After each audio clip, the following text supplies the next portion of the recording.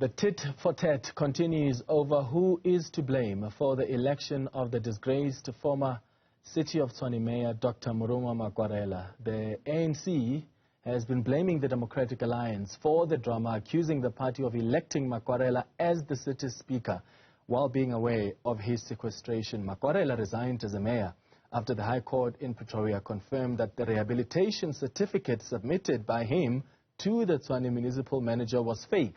I'm joined now by Lesego Makhubela, who is the spokesperson for the ANC in Gauteng. Lesego, thank you for making time for us this afternoon. So this is the man that, as the ANC, you had hope in that he can lead the metro when he was supported for that position of mayor. I see in your statement you're now describing her as disgraced. Yeah, thank you very much, Clement, and good afternoon to your viewers and listeners. No, maybe let's just put everything into perspective. Firstly, Makwarela was elected as a speaker by the Democratic Alliance and its overflow facility for black leaders, Action SA, together with Freedom Front Plus. They voted for him. They made him a speaker.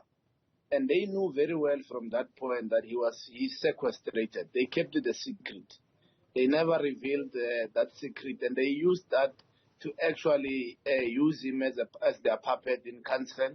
Numerous times we complained about how he chaired meetings, how items were brought into council without them being processed properly. But they always got their way because they knew this thing. His only problem was when he then accepted to become a mayor, not given that opportunity by the DA. That's why they were cool, calm, and collected, because they knew they were carrying with them a dark secret. And they revealed and exposed him with that secret that they had. They knew that this guy that they put as a speaker of the capital city is sequestrated, is insolvent. This is not the first time. This is what they've been doing. Not long ago, we dealt with Marietta Okam, whom they hired as a senior manager in the office of the executive mayor, who claimed that she had a post-matric qualification, that she had a BTEC in her application, went to a sham of an interview, was appointed, was exposed, and he ran away, just like Makwarela has resigned. Not long ago, in the very same city, we dealt with the head of Metro Police, who could not discharge her responsibilities as a top cop because she was not qualified to do that job, and kept on earning for years, or else she could not be able to fulfill that job. He was not qualified. Not long ago, we dealt with a bodybuilder. You remember Stephen De Villas, the bodybuilder, who his only qualification was a bodybuilder certificate, was hired as a senior manager in the office of the mayor again, earning millions. And we exposed that the only qualification that this white man has is a bodybuilder certificate. You in the media are quiet. We released a statement not long ago saying that the very same De Villiers, who was found by the then public protector, that he actually falsified his qualifications, and that the only thing that qualified him to be in a senior position in the city of Tshwane is a bodybuilder certificate, has resurfaced in the city of Ekurhuleni, now works for the mayor of Ekurhuleni after he was fired in Tshwane. We exposed the spokesperson of the city, Samkelo Mgobozi, who was actually also irregularly appointed. He's now the spokesperson of Action SA. I can go on and on on the litany of these irregular appointments. So it is characteristic of the DA and his coalition partners to appoint such people. And that's why they were comfortable with Makwarela, because they knew that from the time he entered council, their own officials in the city of Tshwane failed to disclose to the IEC as well as to other parties that Makwarela is sequestrated. All right, Lesego, I think a simple Google search will actually show you that the same media you're blaming for being quiet on Mr. De Villiers' appointment in Ekurhuleni is the same media that has actually reported on that. Just a simple Google search that I've just done now.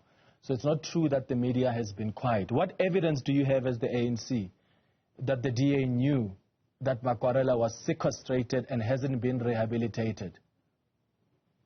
It is very simple. If you actually follow the sequence of events, it will tell you that they knew from the day that he was elected, and they actually pronounced to the media and everybody else that very soon they will reveal that the same person that they had backed as a speaker of Tshwane for 2 years, earning taxpayers and taxpayers' money, that this person is not going to last as a mayor. And it happened. There are officials who were supposed to have picked it up the time he entered council, the city manager, then wrote a letter to him, and then eventually this led to where it was. Makwarela will have falsified himself to us. He would have falsified his identity to us and would have misrepresented himself to us, because we believed in the quality of the systems that were supposed to be able to catch up with him, the vetting process. We thought the vetting was done, but only the DA knew that this man failed vetting. This man is sequestrated, is insolvent, does not qualify to hold this position. And that's why when he was elected, they were very excited, because they knew that they had an ace card on him, which they had eventually lost. And we must never lose focus. Ours has never been about Makwarela. Ours has been about rescuing the city of Tshwane from the disaster that it finds itself. The disaster of the 30 billion irregular expenditure, which is underreported. The worst audit report that any entity of government has ever received, which the city of Tshwane had falsified again. That the same DA falsified documents to the Auditor General and said to the Auditor General, we have this money, this is how we spend. The Auditor General came back and said, you could not account for billions of money. You falsified documents. And what happened? The guy before Makwarela resigned. The guy before Makwarela resigned from his position and ran away. Is he going to be held accountable? Randall. Has Solim Simang been held accountable? The mayor who was having sexual intercourse in the offices of Tshwane as a mayor, was he held accountable for all the corruption scandals? So we are saying that, and that's why our statement is not blame gaming. We are actually simply painting a picture of what the DA has done ever since it took over the city of Tshwane in 2016. So next week, how are you going to make sure then that the DA doesn't return to power, having gone through the various mayors that have come in the last couple of years that the DA has been in charge, even with the multi-party coalition?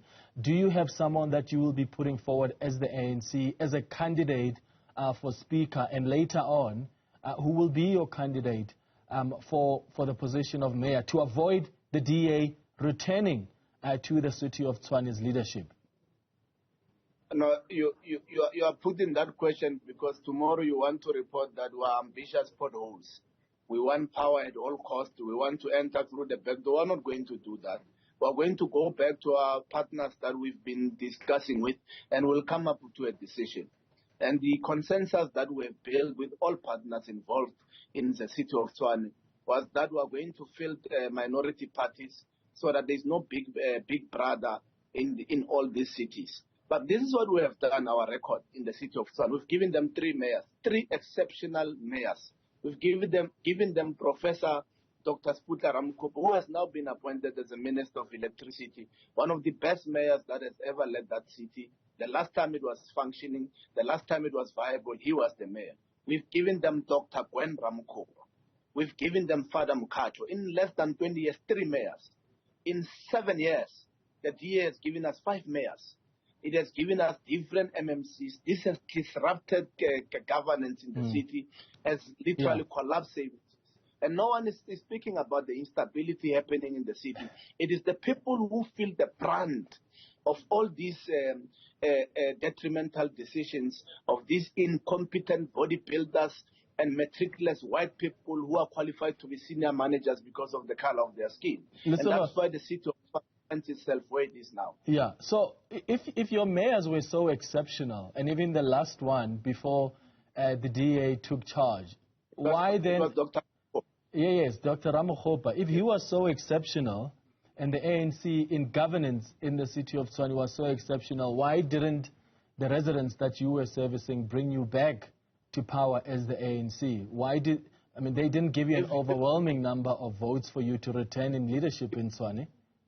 If you roll your cameras, you will learn that in the 2016 local government elections, where we relinquished power to the DA, it was not about how we delivered services. We delivered proper service. Even ardent critics of the ANC, just like John Roby, who went to the townships of Tshwane and painstakingly wrote on his Twitter account that these are the cleanest townships in the whole of South Africa, attested to this, the delivery of services that we gave. The reason why we lost power was precisely because of the internal battles within the ANC, which played themselves into the media. And that's why the ANC, because we are students of Amilcar Cabral, we claim no easy victories, we mask no difficulties, we don't tell our people lies.